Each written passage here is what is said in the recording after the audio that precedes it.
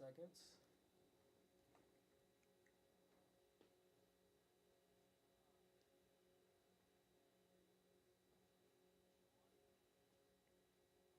An update on the conflict between Israel and Hamas.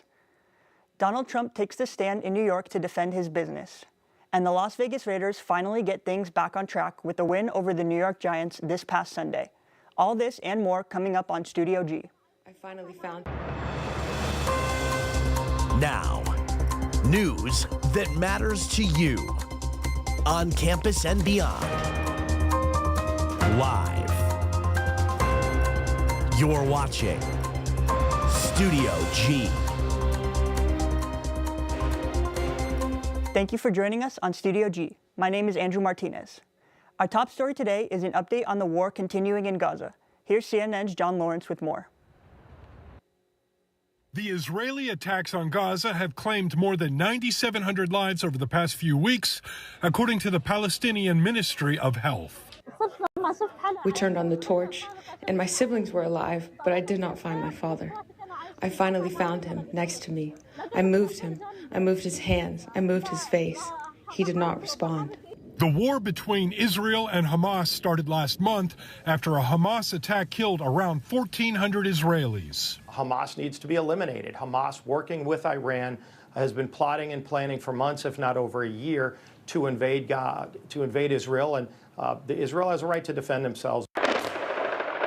On Sunday, the Israeli military said its soldiers have made it to locations along the Gaza coast in line with the expansion of its ground operations.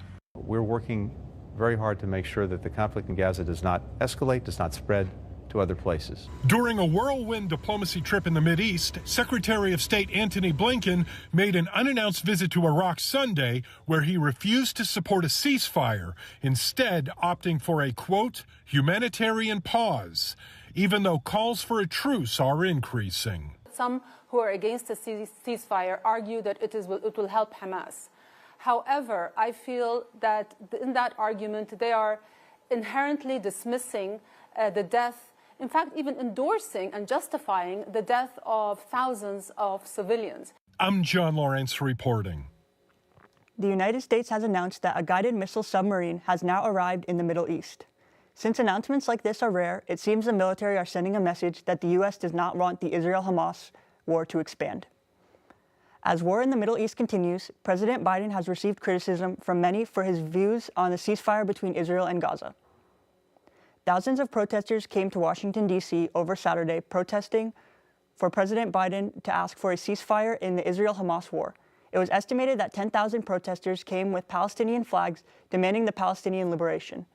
Marching to the White House, the protesters sprayed red paint onto an entrance to the gate and managed to pry it open. The Secret Service reported it was able to stop any trespassers past the gate without incident. Biden has stated that he does not want a ceasefire, but asked for a humanitarian pause to allow civilians to receive aid and foreign nationals a chance to evacuate. As always, Studio G will keep you updated on this story. Former President Donald Trump appeared in court yesterday due to the $250 million lawsuit brought by the New York Attorney General's office. CNN's Paula Reed has more on this.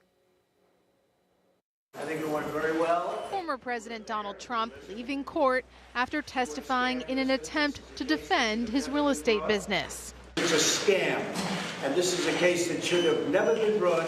During nearly 4 hours on the stand, Trump continuously clashed with Judge Arthur Engoron. I'm sure the judge will rule against me because he always rules against me. The judge responding, "You can attack me, you can do whatever you want, but answer the question." In another testy exchange, the judge had to instruct defense attorney Chris Kise to control your client, adding, "This is not a political rally. We are here to hear him answer questions, and most of the time, he's not," the judge said, and then threatened to remove Trump from the stand. On the financial statements at the heart of the case, Trump said, "I would look at them, I would see them, and I would maybe on occasion have some suggestions." And on his role in preparing the statements, "I accepted it. Other people did it, but I didn't say make it higher or make it lower," he said. When asked if he maintained accurate records from August 2014 going forward, Trump said, "I hope so. I didn't keep them myself." Trump was also questioned about the valuation of his assets, including his Trump Tower apartment, which financial statements show a more than $200 million value drop in 1 year. "I thought the apartment was high," he said, adding, "We changed it," and saying different property assets were both high and low. Trump has long claimed his Florida Mar-a-Lago property was undervalued, saying today it is worth $1 to $1.5 billion. The numbers are much greater than on the financial statement. But the judge cited a Florida tax appraisal valuing the property at just $18 million in his decision, finding Trump, his adult sons, and his company committed persistent and repeated fraud. In court, Trump said, "I thought Mar-a-Lago was very underestimated, but I didn't do anything about it." Trump, how's it going in there?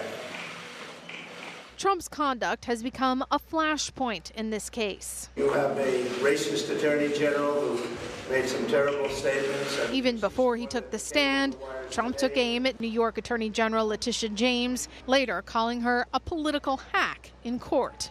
The only thing that matters are the facts and the numbers. And numbers, my friends, don't lie. Taking the stand only a week after both his adult sons, Donald Jr. and Eric Trump, and will be followed by his daughter Ivanka, who will appear on Wednesday. Stay tuned for more on Raiders potentially turning their season around, some information on the weather, and much more after this short break.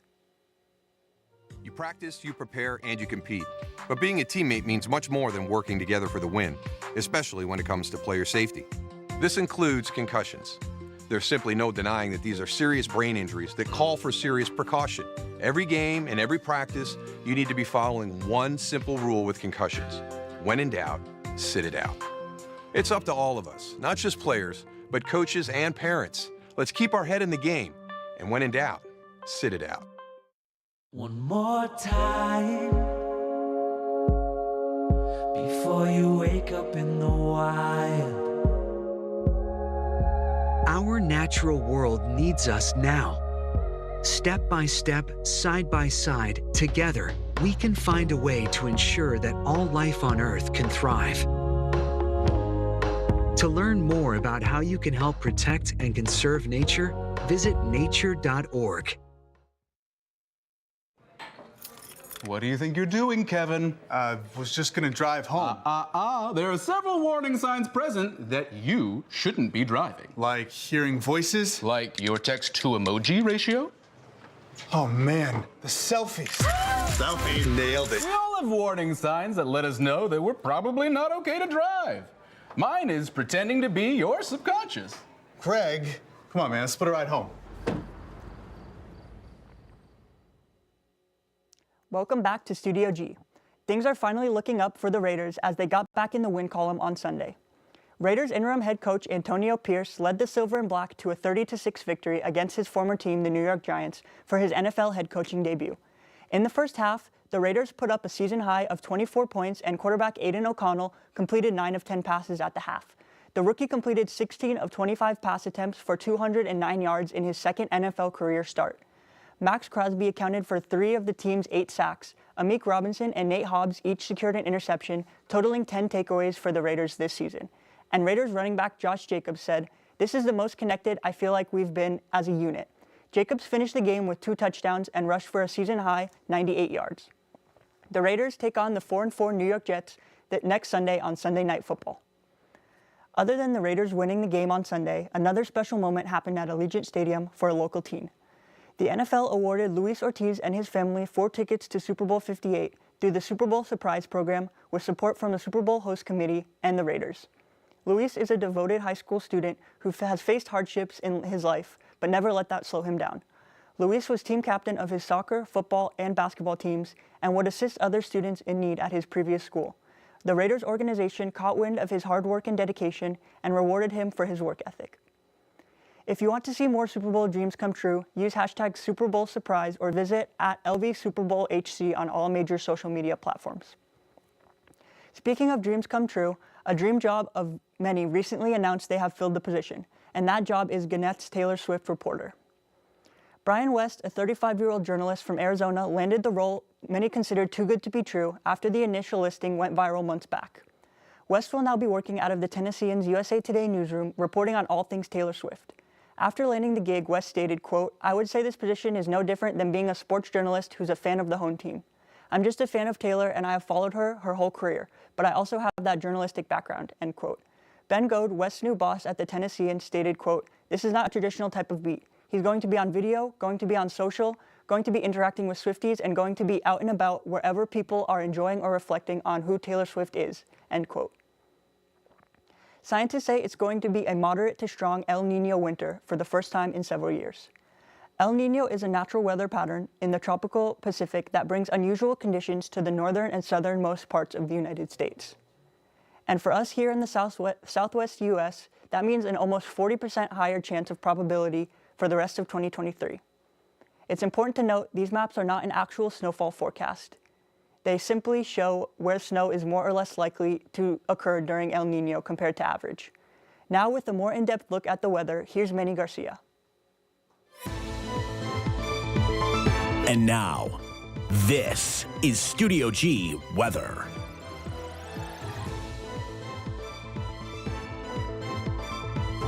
Forecast. Let's get right into it, folks. Current temperatures right now at 12 p.m. It is 74 degrees with a 12-mile-per-hour wind speed coming in from the southwest, 24-mile-per-hour gust. So it's going to be a little bit windy. Make sure you get your jackets if you haven't already had them. It is the autumn season. Valley high temperatures for the day. North Las Vegas, we have 76. In Summerlin, we have 70. Sunrise, we have 76. In Las Vegas, we have 74. Henderson and Anthem, we also have 70 and 74 respectively there. Enterprise is 73. And in Boulder City, we can't forget about you guys always. Can't forget about you guys. We have 74 degrees there in Boulder City. And on campus right now, and our expected high temperature is going to be actually right now with a high of 74. So like I said, it's going to be pretty chilly. It's going to be a windy, windy, windy day here in Las Vegas.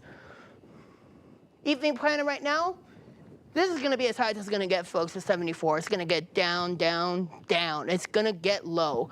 We are right now at 74, but it's going to go down to 68. Once the sun sets at 4:30, going into 5 p.m., 68. At 9 p.m., for all you night owls out there, it's going to be 60 degrees. At midnight, it's going to be 58, so bring a jacket. If you're going to go out, wear a nice, cozy jacket. Sunset time is going to be 4:48 p.m. It is daylight savings time, so it's going to be an hour earlier for all of you. Your 7-day forecast, as I said repeatedly right now, Tuesday 74, that's our high for today. 59 is going to be our low for today. Going into Wednesday, 68. Our low is going to be 51. High for Thursday, 67. Low, 46. Friday, for all you football fans out there, that's going to be our game against the Wyoming Cowboys. It's going to be 66 degrees of a high and a 44-degree low. A perfect day for football. On Saturday, it's going to be 70 degrees of a high with a 45-degree low. On Sunday, it's going to be a 72-degree high with a 48-degree low. On Monday, it's going to be even chillier. It's going to be 68 degrees with a 46-degree low. It is going to be a chilly, chilly, chilly week. Very, very chilly. We're getting into the autumn season. Going into November, we only have a month left of the semester. And that's going to be all for me for your weather forecast. I'm Manny Garcia. Let's take it back to the desk now with Andrew Martinez. Thank you for that amazing weather report, Manny.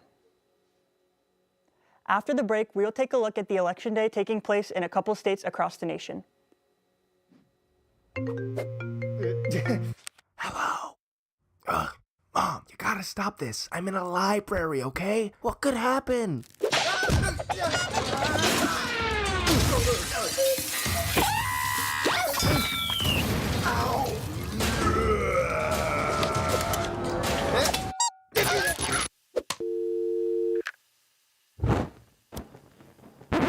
Yeah, stuff happens.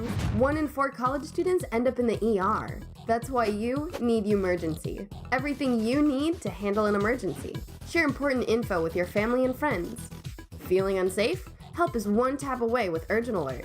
Upload your insurance card and your medical consent form so your family can speak to medical staff. Download your emergency now while it's still free, before stuff happens. Hi, I'm E.J. Williams. Each year, millions of animals are abandoned, and more than 1 million are euthanized before they can be rescued. Organizations like American Humane are working to harness the healing power of the human-animal bond, as animals can be trained as life-saving service and therapy dogs to help veterans, the elderly, and children with special needs to overcome the obstacles of everyday life. To find out how you can help give animals and the people they help a new leash on life, please visit AmericanHumane.org. Welcome back to Studio G. Key contestants in the election are being decided in Ohio, Kentucky, Virginia, and Mississippi today. John Lawrence has more on this story. Election Day 2023 features a few statewide races for elective offices, and some cities are electing mayors. Relatively low-key. But that doesn't mean this Tuesday should be glossed over. In Ohio, residents will determine 2 ballot measures, one that would create a law legalizing marijuana, and the other that would enshrine the right to abortion in the Buckeye State's Constitution. There have been 6 abortion rights ballot measures that have taken place since the Dobbs decision, and in each case, the abortion rights side won in those, so Ohio would be the 7th, which to me is an indication of how popular abortion rights are in this country. Over in Kentucky, Democratic Governor Andy Beshear is running for re-election against GOP challenger Attorney General Daniel Cameron. It's a very red state that has only elected, I believe, 3 Republican governors in the last 75 years. And then there's Virginia, where voters will decide the balance of power for both chambers of state government. Historically speaking, the party that wins the state Senate, at least the last few cycles, has done very, very well in the next year's presidential race. Speaking of 2024, polling from the New York Times and Siena College shows former President Donald Trump is leading President Joe Biden in 4 swing states: Arizona, Georgia, Michigan, and Nevada. I'm John Lawrence reporting. Summerlin is asking local artists for help with a new competition for a sculpture design to be put into a newly constructed area of downtown Summerlin. The sculpture must be at least 23 to 35 feet tall and built with low-maintenance materials. Artists will first submit their design samples, and finalists will be selected by November 20th. Finalists then have 1 month to submit their final designs, and after that, a winner will be notified. The sculpture will be used for downtown Summerlin 400-acre urban center that is planned to be completed by the 3rd quarter of 2024. All finalists will receive $500 compensation for their time, and the winner will receive a payment negotiated based on budget as well. UNLV visionary and leader Carol Harder, the longest-serving president at UNLV, has passed away at the age of 82. The university recently celebrated her life. Let's take a look. Carol was my hero. Carol was tough and kind. She was smart and funny. Bossy, she was so bossy, and right. As president, she ushered UNLV through an era of rapid growth. UNLV, the future's so bright, I've got to wear shades. President Harder oversaw the launch of more than 100 new degree programs. She launched the schools of dental medicine and architecture, as well as the William S. Boyd School of Law. I remember sharing my thoughts with her one day about how we could transform the area around Maryland Parkway, and that the campus would be this incredible, growing place. And in how she did, she laughed. And like many other things at UNLV, she had already articulated that same vision, so it wasn't new. Carol's formidable persuasion skills helped create the Greenspun College of Urban Affairs and win over major donors. When she stepped down as president, student leaders led the drive to rename the classroom building complex in her honor. She was such a scholar. She taught a graduate course on Faulkner for our department. She constantly made me think, oh, I should probably read more. And I'm an English professor. She was our RBG, she was our Di-Phi, she was our woman warrior. She fought so hard for this university, and she almost always won. A great University is a collection of people ideally joined together in a labor of love. I thank you all, and damn it, all of you who know me know I will not go gently to that.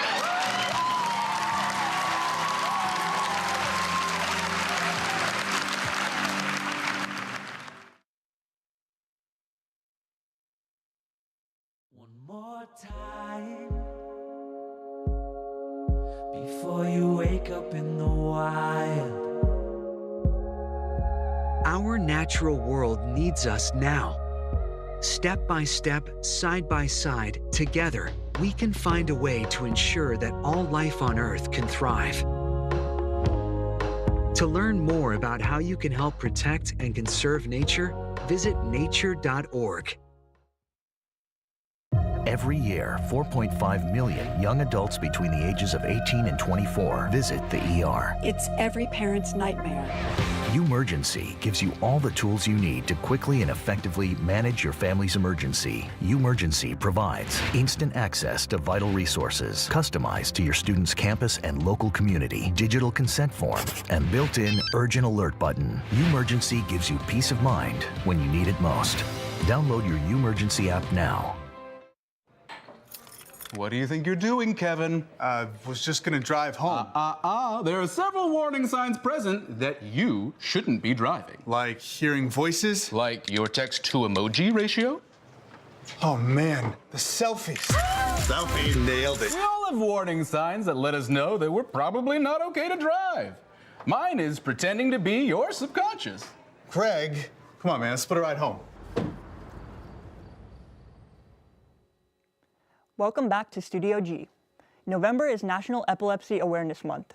CNN reporter Mandy Gaither has the signs people should be aware of to keep others safe. It's one of the most common neurological diseases. Epilepsy causes seizures, and the most well-known sign is convulsions. Where patients become stiff, they shake all over, they can bite their tongue, they can pee on themselves or defecate on themselves. Neurologist Dipali Namade with Orlando Health says there are also lesser-known subtle signs of which to be aware. A person could be having a seizure if they're staring into space, making a lip-smacking movement, or a gesture like they're picking at their clothes. Unnatural laughter can also be a potential sign, as well as numbness or tingling, blinking rapidly, and crying out or screaming. The seizure symptoms or the signs depends on which part of the brain your seizures are originating on. So they could vary from person to person. If someone is experiencing a seizure, Namade says to gently lay the patient on their side in a safe place, away from sharp or heavy objects that could hurt them, and loosen clothing around the neck like a tie or scarf. Do not put anything inside their mouth, especially spoon or your fingers. Patients are never going to swallow their tongue. It is physically impossible to swallow the tongue. Since seizures can last seconds or minutes, Namade says to time them and to call 911 if they continue for more than 5 minutes, if the person is hurt or pregnant, or if there's another medical condition happening at the same time, like a heart attack. For Health Minute, I'm Mandy Gaither. Epilepsy affects around 3 million adults and 470,000 children in the United States. You can show your support during National Epilepsy Awareness Month by sharing the hashtag #MyNeemAction, wearing a purple ribbon during the month of November, or donating to epilepsy charities working to save lives and find a cure. National Geographic recently released its cool list, and New York, as well as Texas, made the cut. Locations like Lake Placid and Niagara Falls made the cut for New York. Texas will also be a hotspot to catch next year's total solar eclipse. Party spots like Miami also made the list, but most of the locations are in Europe, with several others down in South America. The Water Lantern Festival was this last weekend at Sunset Park. The festival is an event that creates great memories that you will cherish for a lifetime. It is a family-friendly event that can be shared with everyone. What is included in the ticket is a floating lantern, drawstring bag, and a marker. The Water Lantern Festival is committed to sustainability and collects the biodegradable lanterns after the event. For more information on next year's festival, go to waterlanternfestival.com. Thank you for joining us today for Studio G. Be sure to tune in for more news on Thursday.